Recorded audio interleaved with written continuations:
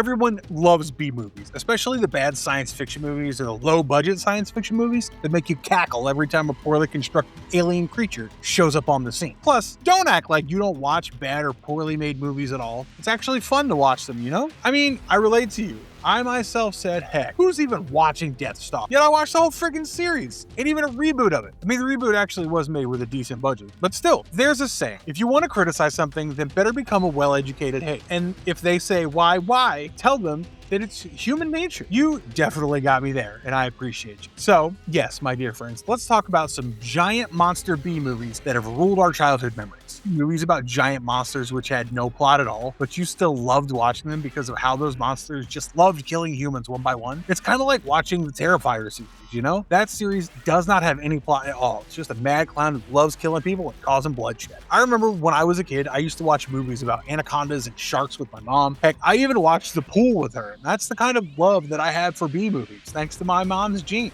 But the B-movies we're going to discuss right now are mostly giant monster B-movies, hailing from the 50s and 60s especially, because that was literally the prime time for these B-movies to come out. Talk about a huge praying mantis scaring the shit out of you, or a giant ant. There's this poster of this iconic giant monster striking a pose, and just below, the animated version of the lead couple acting all scared. I bet $1,000 that you got the nostalgia as I made you all reminisce about this. So, grab your popcorn bucket, because today we're going to talk about all 31 major giant monster B movies from the 50s and 60s.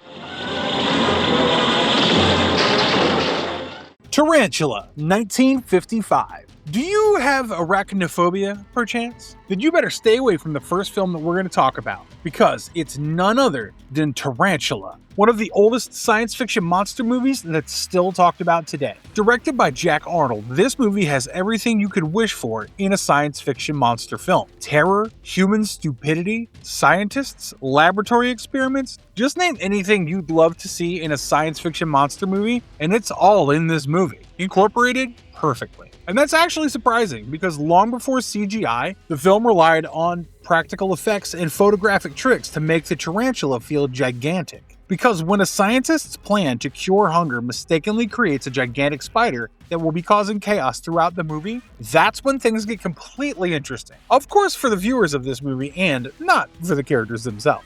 Indeed, Jack Arnold's Tarantula is considered one of the best science fiction monster movies to be made, known for its impressive visual effects, as well as, of course, an uncredited surprise appearance by a young Clint Eastwood. I mean, honestly, who would miss out on a Clint Eastwood movie?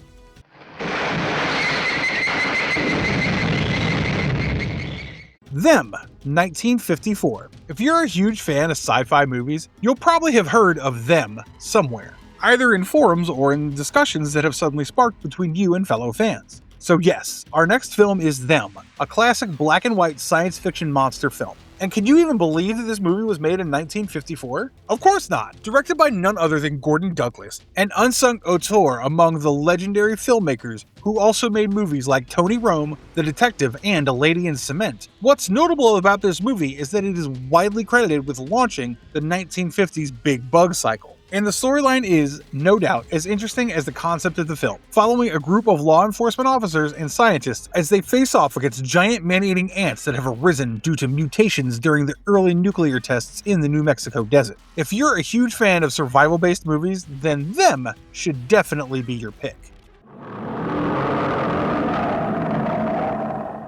Gamera, the Giant Monster, 1965. Speaking about monster movies, and then completely forgetting about Gamera the Giant Monster is huge blasphemy if I'm allowed to be super honest with you. Being the first film in the iconic Gamera franchise, this film was created in the shadow of Toho Studios' Godzilla series. A prehistoric fire-breathing turtle awakened from hibernation in the Arctic is something that you may think of while wondering what kind of nightmares David Lynch actually sees while sleeping at night, which made him make a movie like Eraserhead. The powers of this monster are honestly mind-blowing. Gamera is literally capable of flight. I mean, how can a turtle even fly? A turtle cannot fly, but this turtle just emits jet-like propulsion. And unlike the latter movies of this franchise, where Gamera becomes more of a friendly being, he was initially the epitome of destructive force. All of these are reasons why you should watch Gamera the Giant Monster, at least to delve deeper into Gamera's origins.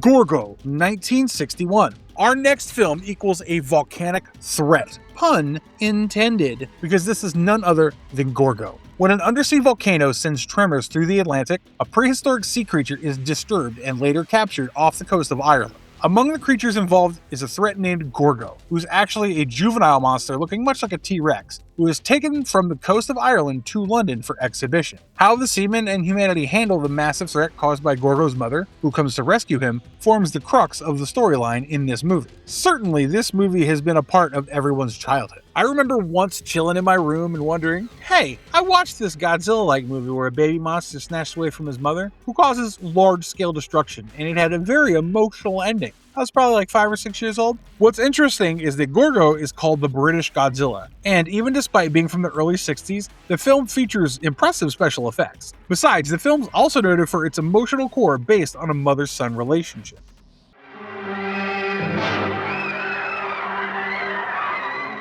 The Blob, 1958. When we talk about The Blob, a huge misunderstanding arises because there exist 2 movies with the same title. Even if I'm someone who loves the 1988 film more, in this list we have to keep to the 1958 one, because it was one of the most iconic late 1950s American sci-fi monster classics. Also, this movie's the reason why I suddenly started showing fascination towards sea blobs and anything gelatinous in general. I remember looking at the jam in my home and thinking, is that the Blob? If you remember such moments from your childhood regarding these monster movies, it's actually cool. The Blob's actually a movie that provokes this kind of thought in you, because it's based on a pretty wild concept. A misunderstood teenager who later proceeds to fight an extraterrestrial gelatinous monster to save his hometown. So yeah, ever since its venture, the 1958 sci-fi horror film has been a quintessential B-movie classic. Both because it was the first leading film role for Steve McQueen, and because the jelly-like entity is just iconic, if I'm allowed to be honest. Let me give you the context. The more humans it feeds on, the larger, redder, and more aggressive it becomes.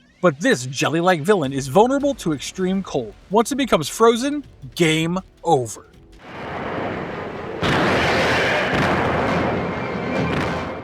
Rodan, 1956. Everyone knows about Rodan, Toho's first kaiju film shot in color, because this is what makes it iconic and worth remembering. Spearheaded by the legendary duo Ishiro Honda and Eiji Tsuburaya, Rodan is one of the most significant Japanese kaiju films to ever exist in the history of global cinema. Initially beginning as a horror thriller set in a mining village, the film soon turns into a survival-based science fiction dealing primarily with not one Rodan, but actually 2 Rodans, a male Rodan and his female counterpart, whose codependence forms the gist of why it's such a dangerous combo together, and hence they need to be estranged from each other. Not many years later, after people started going gaga over Toho's Godzilla series, Rodan became one of the most significant recurring characters from that series, emerging as one of the 5 big monsters from the franchise who poses both as an ally and an antagonist. So if you want to delve deeper into the origin of all the big 5 monsters from the Godzilla series, you need to watch Rodan.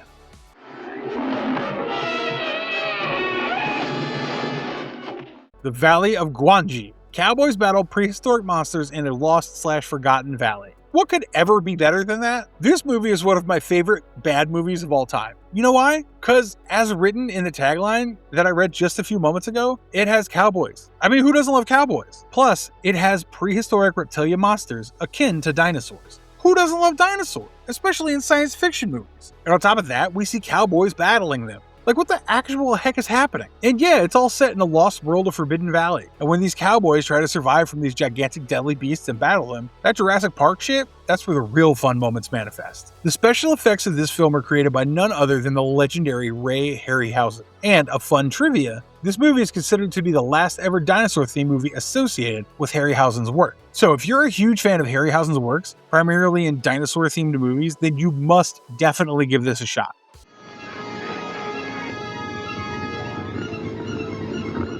It Came From Beneath the Sea, 1955. It Came From Beneath the Sea is a movie that's still talked about even after many years have passed. The movie follows a giant radioactive octopus driven from its natural habitat after becoming radioactive due to hydrogen bomb testing in the South Pacific, as it attacks ships and eventually threatens San Francisco. Its major appeal is Ray Harryhausen's stop-motion work, especially the infamous Golden Gate Bridge attack, which is still remembered as one of the greatest monster movie images of the 1950s. So if you've always had a guilty pleasure in watching movies about octopuses causing destruction, and then humans facing off in this chaos, then I'm pretty sure that you'll enjoy this movie, and there's no denying that.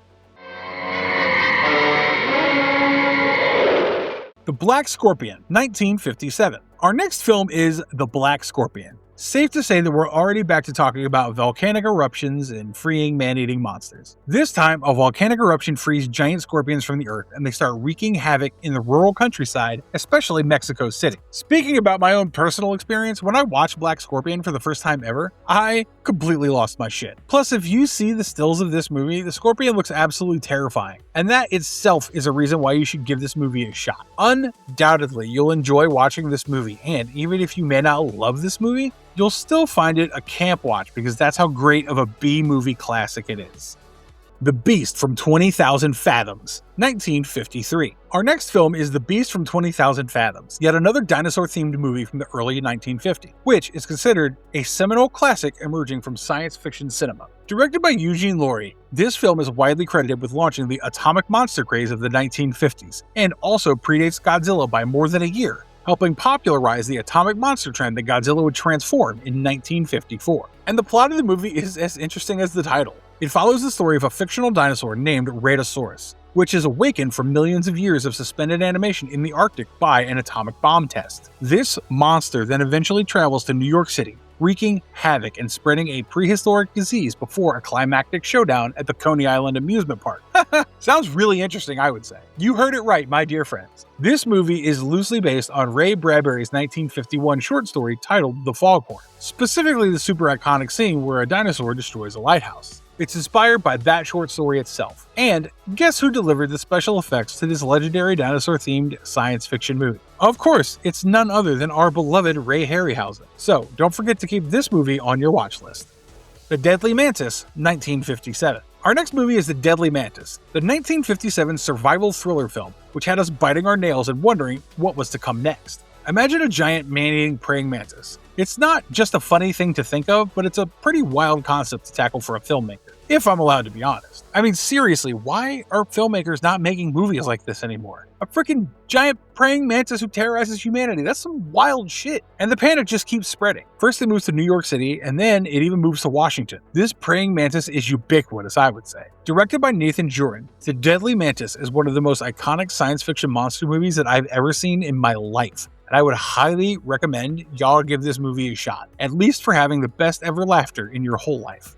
The Monster That Challenged the World, 1957. As interesting as the title sounds, our next film is The Monster That Challenged the World. Well, doesn't the title sound like some kind of catchy headline that tends to fool the shit out of you? I mean, think of like an earthquake. A goddamn earthquake. And that earthquake unleashes a horde of giant monsters who start terrorizing the whole world. Pretty wild, right? And this is black and white. It's one of the most brilliant black and white B-movies ever made. It's fun, it's goofy, there's a silly looking monster, a damsel, and even a stalwart hero. What else could you even ask for? The Monster That Challenged the World. What a title.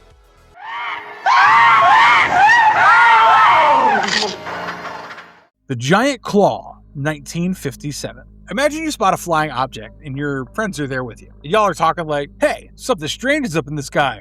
No, I think that's a UFO. I mean, yeah, this is actually a UFO. Now let's answer this $1 million question. Is this actually a UFO? If not, then what even is it? Is it a giant monster? No shit, Sherlock. We're doomed, because this is an extraterrestrial bird, and that too made of antimatter. Goodbye, life. Hello, heaven, or hell. I mean, this giant monster made our life a living hell, so... You know what? This is actually one of the most unintentionally funny movies that's ever been made, because the monster that we see in this movie is literally a poorly constructed marionette.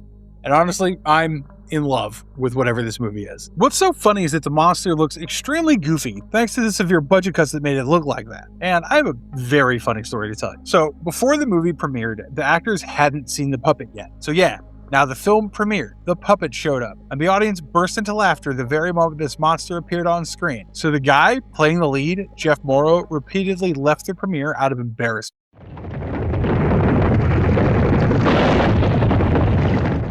The Monolith Monsters, 1957. Our next film is The Monolith Monsters. But in this movie, we don't have any real living monsters or giant insects or aliens.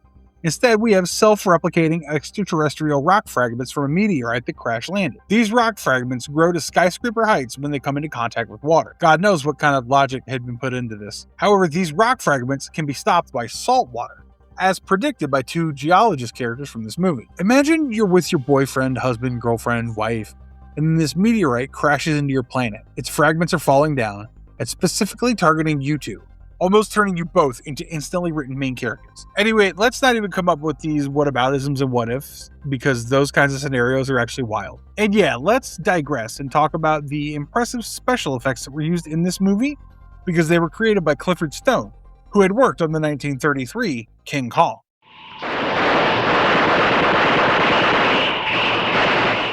Beginning of the End, 1957. Our next film is The Beginning of the End, which was literally the start of the end. You may ask, why? Because this time, the ones wreaking havoc were none other than gigantic grasshoppers. When crops thrive on irradiated soil thanks to the US government, grasshoppers fed on these crops and then turn into these humongous man-eating monsters. To provide the plot summary, this film explores an agricultural scientist named Dr. Ed Wainwright, who's exposing the soil to radiation so that enormous vegetables can be grown. However, when the grasshoppers feed on the crops that are grown on the irradiated soil, they become these carnivorous monsters who eventually threaten Chicago. Dr. Wainwright and a determined photojournalist, Audrey Ames, then team up to come up with ways to stop the swarm before it's too late. And this preposterous giant bug movie is both directed and produced by none other than Mr. B.I.G., aka Bert I. Gordon. If you're someone who's well acquainted with giant monster movies that have that B-movie charm,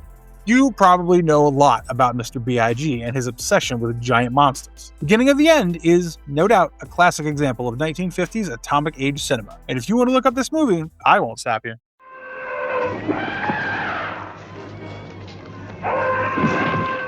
"20 Million Miles to Earth", 1957. Our next film is 20 Million Miles to Earth, directed by Nathan Joring. And yes, the film also features the impressive special effects delivered by none other than Ray Harryhausen, blended with its notable stop-motion animation, particularly for its central character, the Ymir. The story of this movie follows the first manned space mission to Venus, which crash lands in the Mediterranean off the coast of Sicily. There, a young boy discovered an egg from outer space, a strange jelly-like specimen from the wreckage, and it soon hatches into a small bipedal reptilian creature. After being subjected to Earth's atmosphere, the small reptilian creature soon transforms into a giant monster named Ymir, as it doubles in size every 24 hours. The giant later escapes captivity and causes a severe rampage across the Italian countryside, and this is what the entire movie centers on: severe havoc. What's even funnier is the climactic showdown between this monster and a zoo elephant before the giant is brought down by the military. I know I gave spoilers here, but still, considering that this movie has a brilliantly written B-movie charm to it, I don't think you'll find this movie boring at all.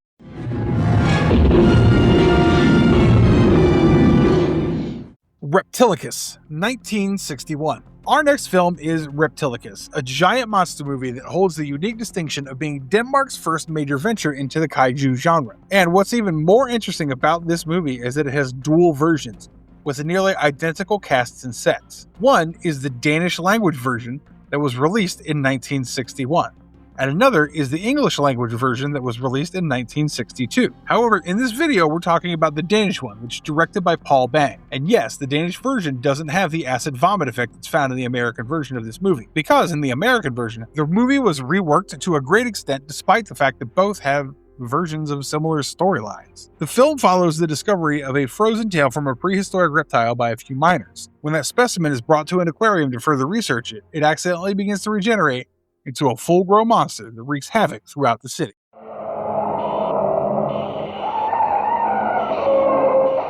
Gamera vs. Gyaos, 1967. Our next film is Gamera vs. Gyaos, and because we've already talked about one Gamera film in this video, talking about this other Gamera movie will absolutely be just as interesting. Because like I said, in the first film, Gamera was an antagonistic character, but then later he transformed into a friendly entity and savior of humanity. So yeah, when an expressway construction project is being blocked by local villagers, it also runs parallel to the emergence of this villainous monster known as Gyaos, a giant bloodthirsty bat. So the entire movie centers on how the fire-breathing Gamera, who develops a protective bond with the young boy Ichi, neutralizes this carnivorous monster. But we're talking about the 1967 version, not the ones related to the Heisei trilogy and the very recent animated series called Gamera Rebirth. So if you all already know what I'm talking about, that same movie, which features the ultimate cinematic showdown between Gamera and Gyaos on Mount Fuji, oh, wasn't that iconic? Gappa, the Triphibian monster, 1967. Our next film is Gappa, the Triphibian Monster, the 1967 tokusatsu giant monster film, directed by Haruyasu Nugochi. This film is notable for being the only giant monster film produced by Nikatsu Corporation, a studio that is known for mostly borderless action and Roman porno movies. When a magazine expedition discovers a baby monster on a remote island and takes it to Japan to make some media attraction, its massive parents fly to Japan to rampage so that they can retrieve their baby. And since these monsters can operate on all three, land, sea, and air, Gappa is called a Triphibian monster here. In other words, it's the Japanese Gorgo. But in Gorgo, there were not two parents causing havoc, but only one parent. And that is the mother unleashing her rage. So if you're a fan of movies like Gorgo, you will surely love watching Gappa. Or, I would say, Monster from a Prehistoric Planet, because that title is what was given to this movie when it was released in the United States. The Beast of Hollow Mountain, 1956. Our next film is The Beast of Hollow Mountain, one of the most iconic cowboy dinosaur-themed science fiction films ever to come from the Western era, if I'm allowed to be completely honest. Set in Mexico, the film centers on an American rancher named Jimmy Ryan, played by Guy Madison. One day, Jimmy discovers that his livestock are slowly disappearing. However, he later discovers that it's because of a prehistoric T-Rex-like dinosaur who's come out of hiding after 1,000,000 years, and hence is feeding on all his cattle. What's really funny about this movie is that despite the title, the dinosaur just doesn't appear in the movie until roughly the 45-minute mark of this 75-minute long film. And yeah, this dinosaur literally appears on screen for only about 10 minutes. And that too in the very final act. So this whole movie is literally the living example of clickbait. Another fun trivia about this movie is that the concept traces back to Willis O'Brien, whose cowboy versus dinosaur ideas later found a more famous expression in the Valley of Gwangi with Ray Harryhausen's effects. Poor O'Brien was largely shut out of the final production, which is a major reason why this movie is absolute bonkers.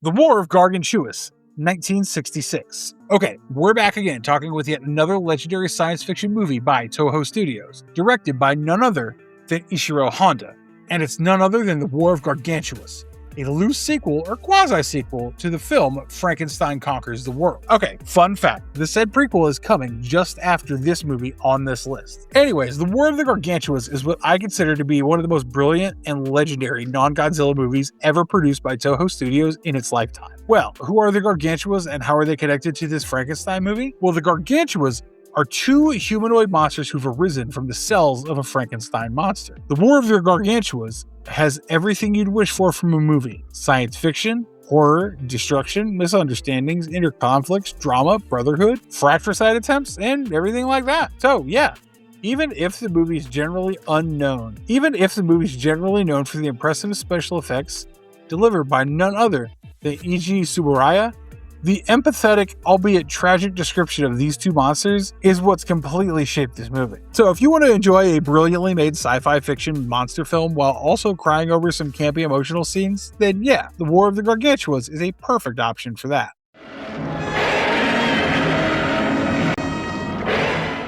Frankenstein Conquers the World, aka Frankenstein vs. Baragon, 1965. Did you know that Mary Shelley's Frankenstein is often called one of the foundational works of science fiction? Talk about some fun trivia related to feminist literature, because honestly, if it wasn't for Mary Shelley, we wouldn't have gotten Frankenstein vs. Baragon, one of the most iconic battles that Toho Studios has ever presented to us. Imagine a tale based in a fictional world where the Hiroshima bombing becomes part of the monster's bizarre origin. Due to that bombing, the heart of Frankenstein, a human monster about 20 feet tall, becomes irradiated, and hence a giant reincarnation of Frankenstein is sired. The most relatable part? Our beloved Frankenstein is frequently misunderstood by humanity. And the most iconic part? The very monster who's rebuked by humanity now battles with a giant like Baragon, and even sacrifices his own life for the sake of his human caretakers. And I'm pretty sure whoever was born in the 50s and 60s has surely watched this movie in their childhood and shed tears about it. So if you want to show your grandparents what your childhood was like with Toho Studios,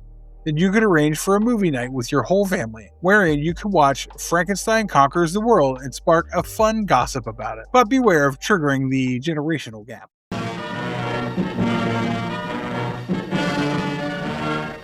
The Giant Behemoth, 1959. Once again, we'll be talking about a Eugene Laurie directorial because our next film is none other than The Giant Behemoth, a seminal science fiction movie from the late 50s. But this movie's also co-directed by Douglas Hickox. The movie's plot focuses on the awakening of a prehistoric radioactive dinosaur. I mean, it does look like a paleosaur-like creature, but hey, I might be wrong. So this dinosaur is resurrected by marine atomic testing, of course unwittingly, and then this monster starts wreaking havoc. Now, this movie features special effects by Willis O'Brien, and I think we've talked about him more than twice in this video, along with Ray Harryhausen. The story of this movie was originally meant to be about a jelly-like entity, an amorphous blob of radiation. However, the distributors rather insisted on a dinosaur. Probably we would have gotten another The Blob, had creative difficulties not arisen. However, there's not much time to lament because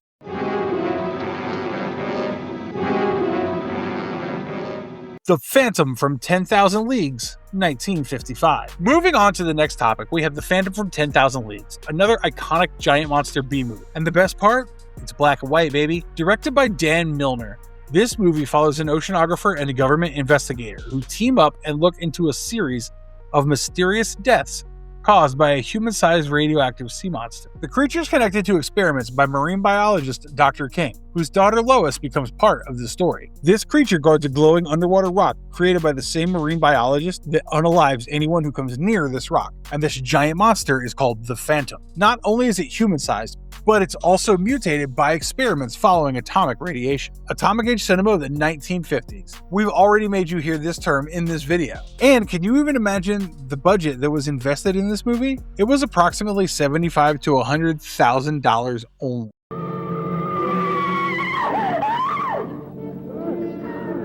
Attack of the Giant Leeches, 1959. Our next film is Attack of the Giant Leeches, a 1959 science fiction classic, and of course, featuring giant monsters. In this case, giant leeches. I bet you knew that. Directed by Bernard L. Kowalski. The film was made on a tiny reported budget of around $70,000.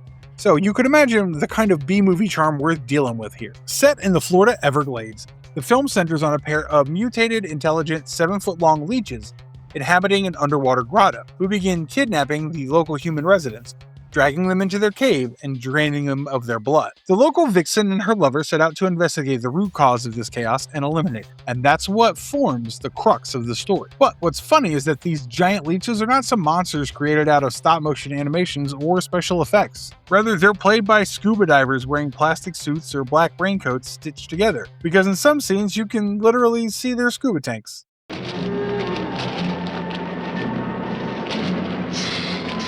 The Giant Gila Monster, 1959. Our next film is a staple of the giant monster B movies from the 1950s. The Giant Gila Monster, directed by Ray Kellogg, and it follows a massive mutated lizard that terrorizes the rural Texas community, preying on both the human residents and the local livestock. And if you want to know how people even came up with this monster, it was a real Mexican beaded lizard, filmed on a miniature set so that it could look about 70 feet long on screen. The film literally begins with a series of mysterious deaths. The local sheriff, along with a heroic mechanic, find the bodies of a couple and then decides to investigate the site. Following which, a sequence of chaotic events happens as the monster keeps causing headaches by either derailing trains or attacking a local dance hall. However, trust me when I say that the climactic showdown in this movie is very iconic, which is why you need to give this film a shot.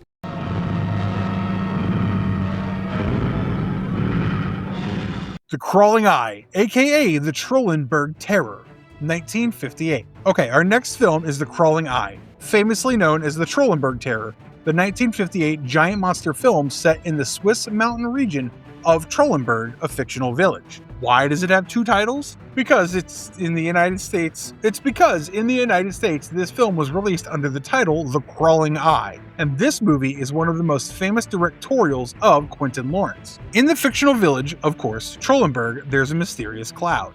That mysterious cloud is inhabited by giant tentacle, one-eyed extraterrestrial creatures, which is used by these creatures to maintain a sub-zero level of temperature required for their survival. There, they use their telepathic powers to control human beings and even dead animals, reanimating them as zombies to do their bidding. Adapted from the 1956 British ITV series, also directed by Mr. Lawrence, This movie turned out to be a huge inspiration for John Carpenter's 1980 horror classic, The Fog, and even for the renowned horror novelist Stephen King, as he featured a similar one-eyed creature in his legendary horror novel, It.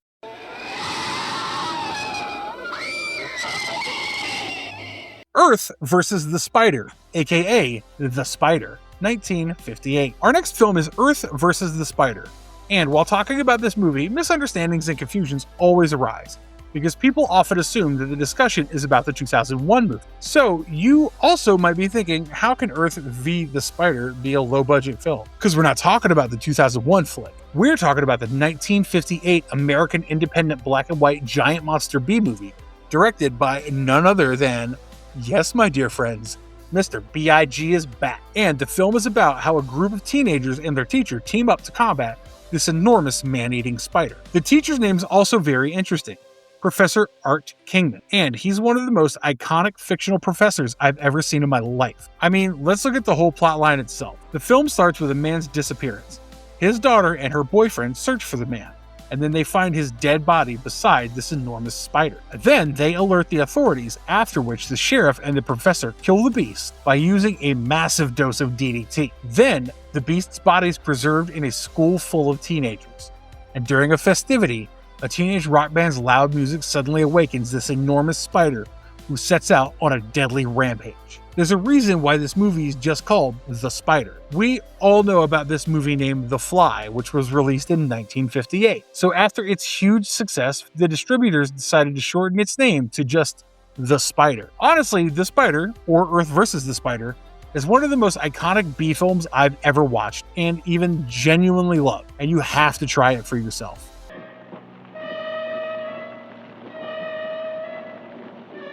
Yongary, Monster from the Deep, 1967. Our next film is Yongary, Monster from the Deep. And good news, it's a Korean film. And it was a collaboration between a South Korean production company and a Japanese production company. Pretty reflective of South Korea's past relationship with Japan. So if you're a huge fan of anything from Korea, primarily old Korean movies, then you'll definitely not regret watching Yongary, Monster from the Deep. Because, my fellow Koreaboos, this is what Korean giant monster B-movie looked like. We're not talking about Parasite. We're not talking about urban myths. We're talking about a scientific fiction B-movie here. So you can already think of what this is. This is the Korean Godzilla, and it's based on a mythological creature named Yongary, who's awakened by a nuclear bomb that triggers earthquakes. The monster then wreaks havoc in Seoul, consuming oil and gasoline. So, you can think of how big a loss Yongary is contributing to, and that's why a young scientist named Il-woo, along with a resourceful boy named Icho, comes up with a way to eliminate Yongary. They eventually discover that Yongary has a fatal reaction to ammonia, which they use to defeat him. The original Korean theatrical version is considered lost, though the Korean Film Archive later acquired a damaged 48-minute Korean print. Most viewers know the film through this surviving international/English version.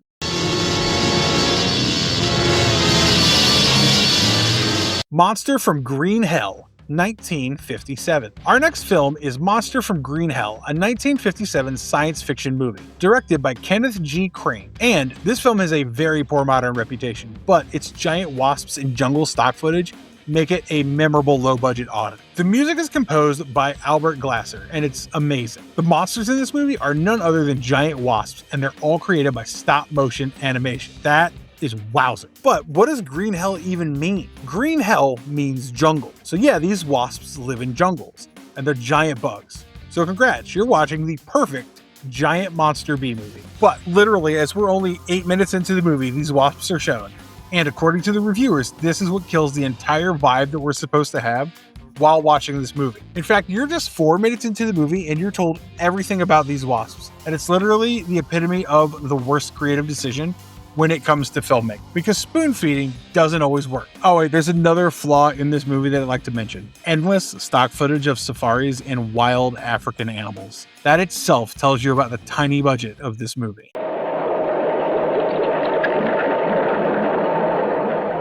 The Flesh Eaters, 1964. And the last ever film that we're going to talk about is The Flesh Eaters from 1964, an American horror science fiction thriller film directed on a really low budget by Jack Curtis. Plus, it's not like you're hearing about the Flesh Eaters for the first time ever.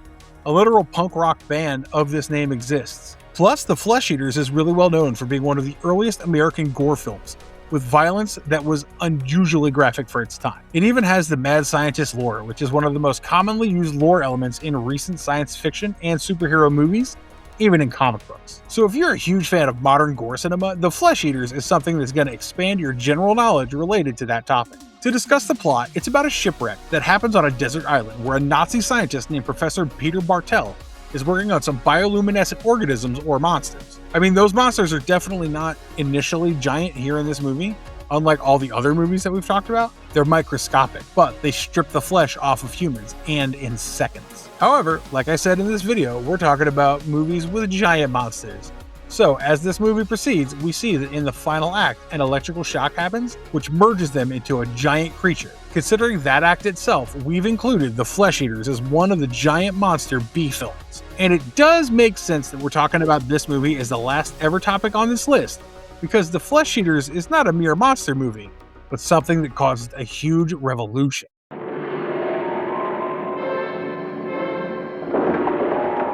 So that's it for today, guys. Make sure to watch all these movies and tell me in the comments what your overall experience was like. I would definitely love to know if you found these movies marvelous or not. And yes, my dear friends, if you enjoyed this video, please don't forget to drop a like on this video, share it with your friends. And of course, for more marvelous videos, do subscribe to our channel. Hit that bell icon so you never miss any updates.